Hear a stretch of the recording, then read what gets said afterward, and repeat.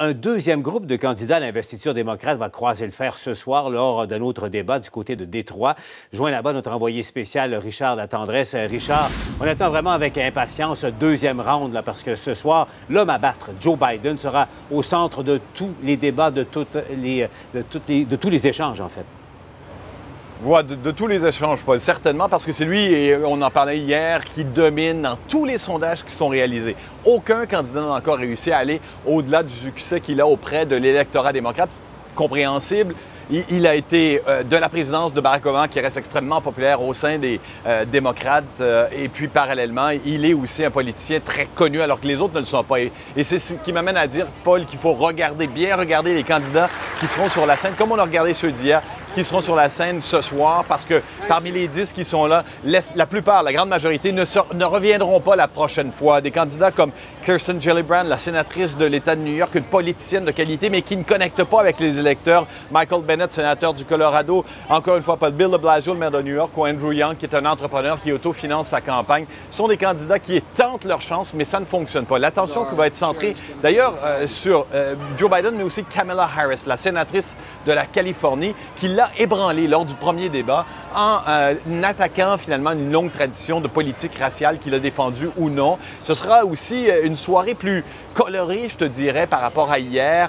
Les femmes, mais aussi les minorités, des Noirs, des Latinos, ce qu'on n'avait pas hier, alors que c'était des candidats blancs qui se sont retrouvés à 10 sur la scène ici derrière moi du Fox Theater. Le débat d'hier soir, Richard, a mis en lumière la division chez les démocrates là, entre la gauche, les purs et durs, si on veut, et les éléments plus modérés. Et dans une certaine mesure, on estime, Paul, que la table a été mise pour Joe Biden parce qu'effectivement, les plus à gauche, Bernie Sanders, Elizabeth Warren, en particulier Warren, se sont vraiment distingués par des propositions qui ont plu aux gens qui étaient dans la salle, mais pour parler aux gens ici de manière générale, je m'aperçois aussi que ça connecte avec ce que les démocrates sur le terrain veulent entendre. Juste dire, effectivement, les plus modérés n'ont pas réussi à se distinguer. Et du coup, Joe Biden apparaît comme l'alternative la plus solide comme candidat du centre. Je te fais entendre, Paul, un échange entre Elizabeth Warren et John Delaney, l'ancien congressman du Maryland, qui essaie de mettre de l'avant des idées terre à terre. Elizabeth Warren l'a un peu ramené à l'ordre. Écoute-le bien. I think Democrats win when we run on real solutions, not impossible promises. When we run on things that are workable, not fairy tale economics. I don't understand why anybody goes to all the trouble of running for president of the United States just to talk about what we really can't do and shouldn't fight for. I don't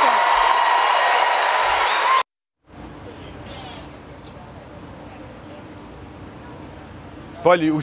Paul, juste te souligner, Paul, aussi que est-ce que certains candidats ont réussi à se démarquer malgré tout? Je veux parler un peu de Pete Buttigieg, le maire de South Bend, qui n'a pas été le candidat le plus spectaculaire de la soirée, mais il a marqué des points constamment. Ça a fonctionné dans son cas. Peut-être Steve Bullock, le gouverneur du Montana. On verra dans quelle mesure ses idées plus terre-à-terre ont fonctionné. Beto O'Rourke était à côté de la plaque. Sa campagne va aller nulle part. Ça semble assez clair.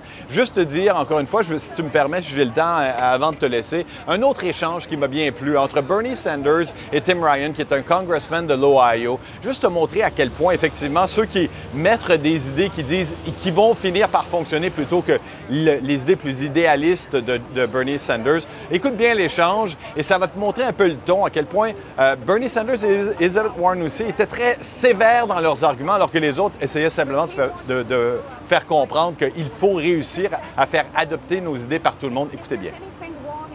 Medicare for All is comprehensive. It covers all health care needs. For senior citizens, it will finally include dental care, hearing aids, and eyeglasses. But you don't know Second that. of all, you don't know that, second Bernie. of all, We'll come to you in a second, I do know, and I wrote the damn bill.